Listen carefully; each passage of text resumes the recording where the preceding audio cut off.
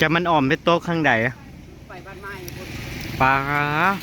เมื่อกี้ล่มมากกี่ฝุ่นเต็มหนาแจ็คมันอ่อมไปทางใดผุดแต่ว่าทางบ้านขึ้นมาเข้าว่าแห้งไม่แห้งไม่แห้งปู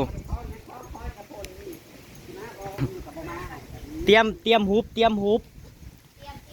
เตรียมฮุบลูกค้ากับมาช่วงฝนล้มลูกค้ากับมาช่วงฝนล้มสองพ่อเมียกับมาถ่าพี่น้องถ่าศิลวัตบ่มาจักเถื่อทำไมดีแล้วพี่น้องเป็นไงพี่น้องล้มไปเฮ้ยเก็บจอยแล้วเฮ้ย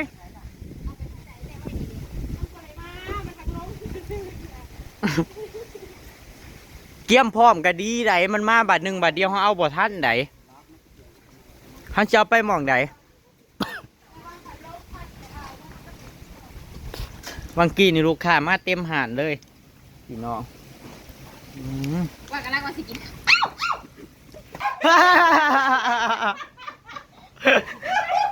ไปยังไม่อยู่ใกล้ตัวไปไอ้คนเล็กฟันสวรรค์เนี่ยที่เขาตกใจเมื่อกี้นี่ปิดยังโทรศัพท์นะครับปิดเบอร์ละไหนผู้เจ้าแสงยังบุปิดโทรศัพท์ฟ้าเอาขึ้นมาเนี่ยโทรศัพท์เอาขึ้นมาพี่พี่น้องนาย่านอะไรผ้าเหลือมอุ้ยเอาอีกแล้วพี่เด้อพี่เด้ออุ้ยพี่น้องปองปลายกับโพดผ้าเหลือมมาสั่น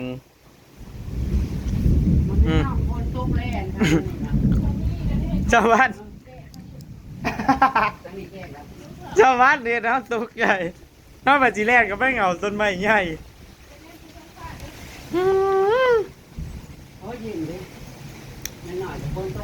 คือแสบเฮ้ยขอเข่าแล้วมาปั่นหนึ่ง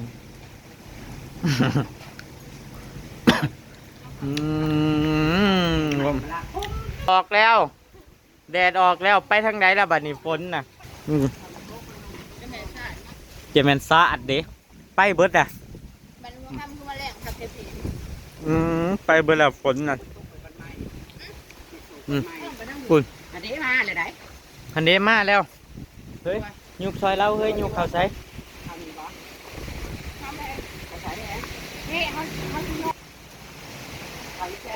มันชีวิตเยอะอุ้ยฟ้าเดือมโอ้ย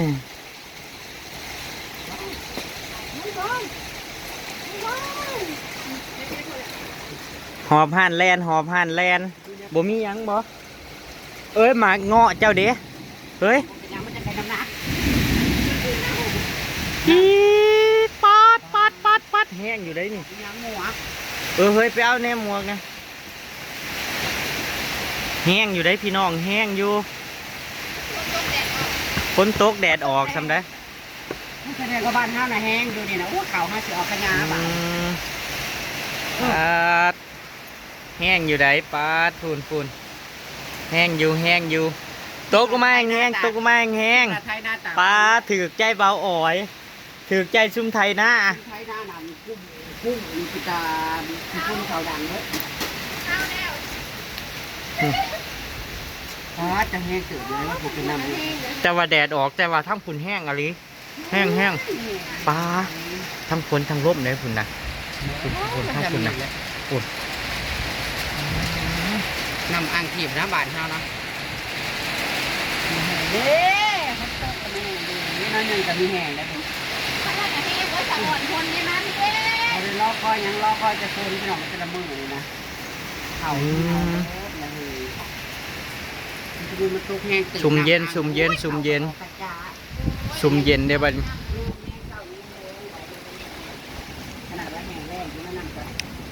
ชุ่มเย็นยังมาลักลี่ชายได้บันนี้เนี่ยข้ามาสิเห็นมาอยู่เด้อแต่อย่ากลัวเดือนนี้ฝนแต่ว่าทางฝุ่นยังแห้งอยู่ได้ชุ่มเจ้าฝุ่นมันไปฝุ่นฝนน่ะจะมันไปตกข้างในแห้งอยู่ได้ทางฝุ่นเท่าที่แนมเบิ่งนะพวกปาด บ้านคึมน่ะแห้งคักเลยเฮ้ยบ้านคึมน่ะแห้งคักฝนนั่นพูน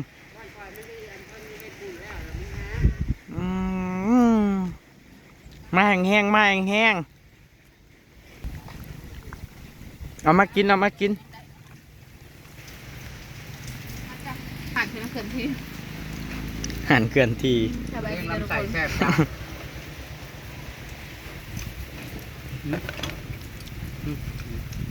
ไม่อยากกินแต่ใส่มา จะใส่หรือวะ น้ำอุ่นก็ได้ โอ้ยมันย่อยแค่นั้นนะ น้ำอุ่นก็ได้ลูกค่ะ ยืดแล้วกินจังไม่แล้วก็ เอา ไปน้ำทาย ปอก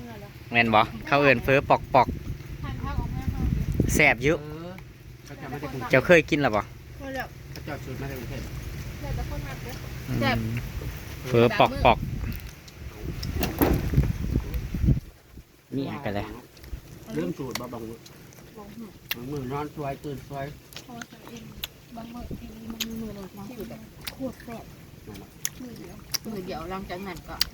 เปลี่ยนไป แสบเป็นบางมือเนาะ คือเห็ดบะยูเก่านะ แต่ว่าตอนเปิด ปาดยังแห้งอยู่เลยทั้งบ้านนะทั้งผุนทั้งเขตผุนยังแห้งอ แม่ ยู่ค เขา น จ นะ นเปียกบางแง่ผูกป้า เขาจนเปียก ช่วงจนเขาเนี่ย ผุนยังล้มอยู่ปาดแห้งอีหลีได้ชุ่มเจ้าทั้งผุนนั่นปาดลมมาแล้วหอบเลน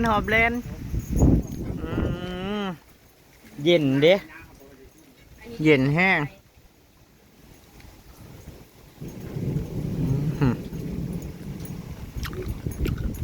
ไปเอาน้ำให้หน่อย ป้าห้องป้าเรือมแล้วพักกันแลนหนี่ปัดโทรศัพท์ผันว่างหันท้าว่าปิดว่ายังบ่ทันละปิดบ่ทันละปิดโทรศัพท์หักคนน่ะแลนหนี่ โอ้ย เด้อถืออยู่ดับประเด็นพิษถืออยู่กับมือ โอเคตุยน่ะ แซ่บเฮากินเบิด20 บาท ต้องห้าเศร้าบาทคือแบบ10 บาท10 บาทเลย ยังบ่อิ่มอยู่เลย เข้ากับกินแล้วรถอ่านให้ขาย อืม เพิ่งก็ได้เลยเพิ่งเขาเพี้ยวเขาชุดก็ได้น้อง แซ่บพี่น้องกองกายอืมค่อยบ่มักตรงที่ว่ามันเอาร่มมานํนี่แหละผ้าแตกตึมผ้าห้องตึม อันนี้ในห้องน่ะยาก แต่ว่าเอาร่มอุ้ย ประกันลบเสียงฟ้าทีเดียวนี่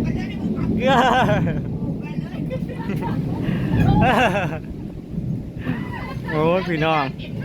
เฮาบ่มากเลยแม่เฮาบ่มากตรงที่ว่าฟ้ามันเหลือมนี่มันเหลือมโพดมันเหลือมมันห้องโพดหึอิหยัง เอากับข่าวกับอะไรอยู่ในมือละเอาปุริยันแต่ว่ามันแรง มันสิมีอยู่ผู้หนึง เขาก็ สิเกิดหยังขึ้นก็ยังอยากกินนั่นนะ ห้องแล้วกับพ่อเขานั่งลง มันต้องยิ้มเขาต้องยิ้มมันนะ อืมอยากหัวดิ บอกให้นอนกับนอน แม่จิกหน่อยจะมาเบาเลย มันหูจักเกินจักมองมาเล่นในนี่แหละเขาเอิ้นไปเอิ้นเอามันจะขวงหัวไหม ความหัวมองเงี้ยนะ จบเอาว่าแต่เอิ้นมันเล่นเลยนะมันอยากไป อืม บอกให้เห็นยังไงเบ้อ เดี๋ยวก็หูเบิ้ลเนาะเขาบอก เฮ็ดที่ให้ก็ได้ ซุ้มเพิ่นสีมาตอนใดละจักโมงนั่นตอนนี้มันจักโมง ให้ดังไพ่ถ่า ตอนนี้มัน3 โมงปลายละ3 โมง 40แล้วตอนนี้นะ เฮ็ด ท่า ได้ น เลยนี่น่ะไม่แรงมา สองเท่ายังบ่มาอยู่ เด็กแกงยังบ่พากันมาซ้ คนโตข้างทางกันแล้ว ำบ้านคืมน่าสิแห้งอยู่ตอนนี้แนมไปก็ยังอินอยู่ซุมเจ้าเบิ่งเนี่ยยังมืดครึมอยู่ฝนยังครึมอยู่แห้งอยู่แล้วทางฝนทางบ้านนะปาดตกมันแห้งเข่าสิออกแล้วพี่น้องบัดนี้เข่าออกเข่าสิออกงามแล้วบัดนี้สะอ่อนเด้เข่าคนที่มันออกก่อนนะพี่น้องเข่าหมู่นั่นปาดมันคือสิงามคักพี่น้องคือสิเขียวแบบมันได้น้ำเด้บัดนี้ปุ่น เพราะว่าเขาเลี้ยงบ้านเลี้ยงหยังนี่พี่น้องเฮ็ดบุญเฮ็ดหยังแล้วบัดนี้มันก็สิฝนมันก็สิปกติพี่น้องฝนมันก็สิลงมาดีบัดนี้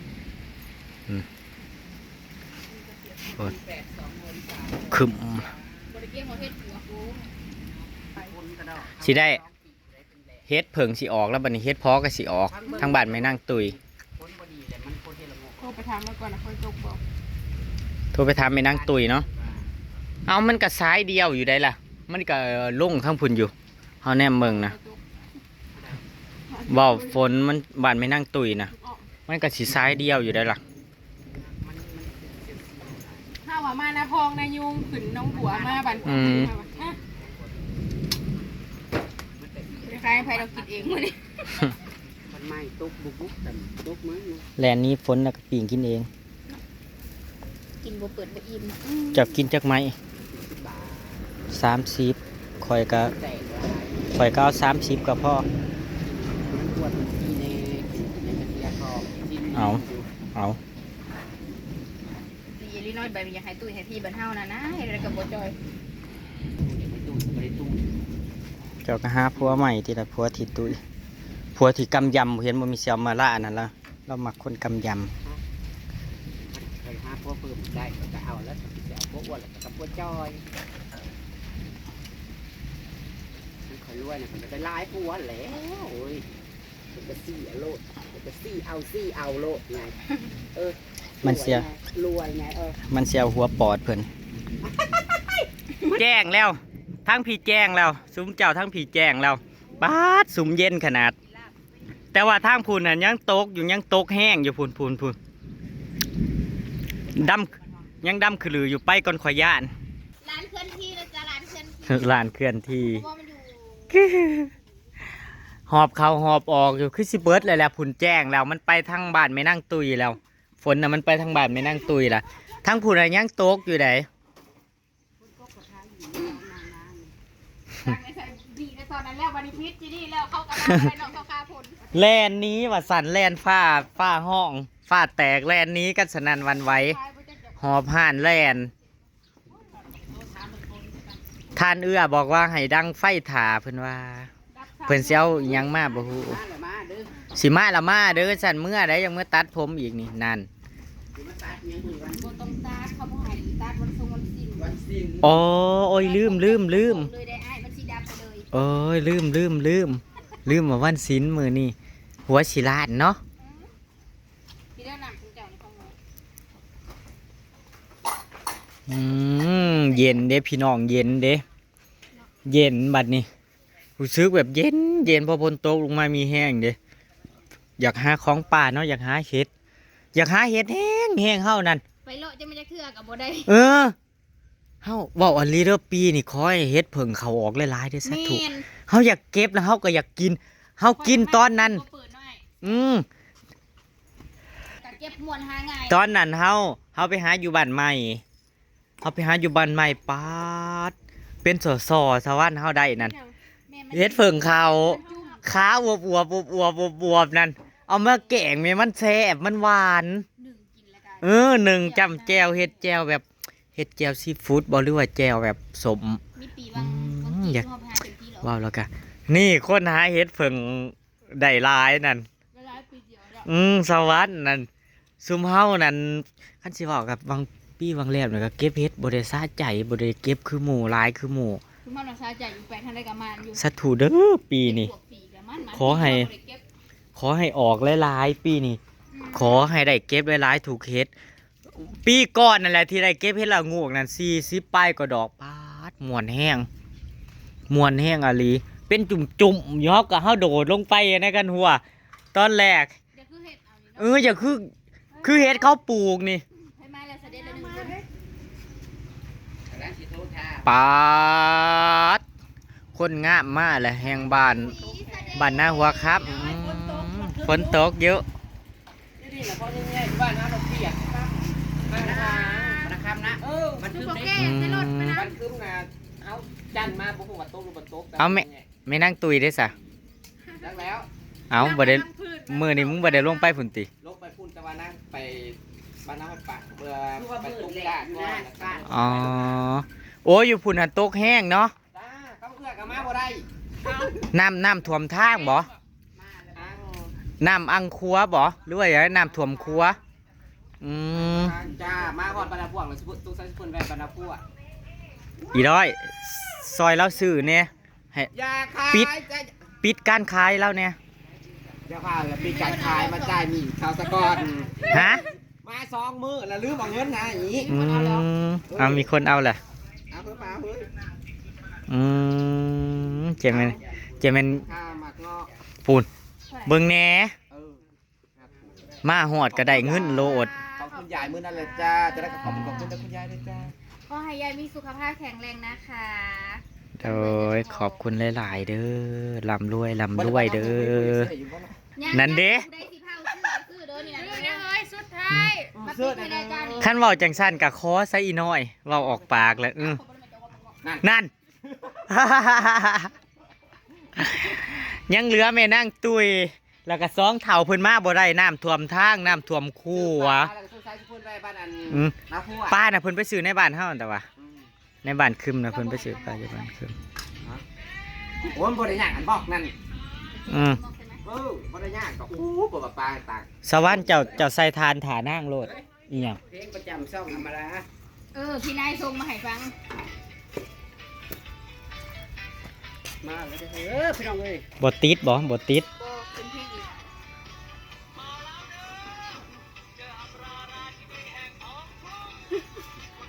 ม่วนอยู่ไหนพี่นายทำให้หน่อยนั่นเด้ เปิดว่าคลิปมาบ่เลือดจังได น่าจะรีบซิ่งเอาเนาะ ตายเลิศเลิศเปิดเสือเลิศเลิศเปิดเสือ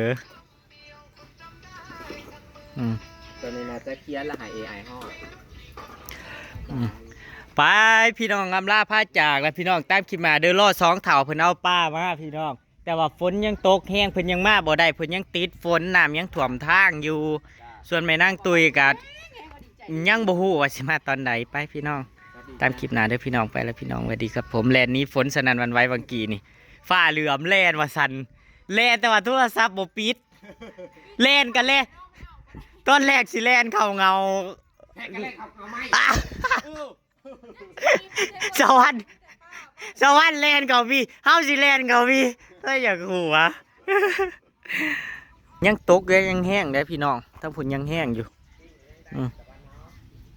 สว่างแล้วไม่เซียวฟอนลาเฮ้ยนั่นไม่เซียวลามาแจ็คเรามาเอาอย่างน่ะ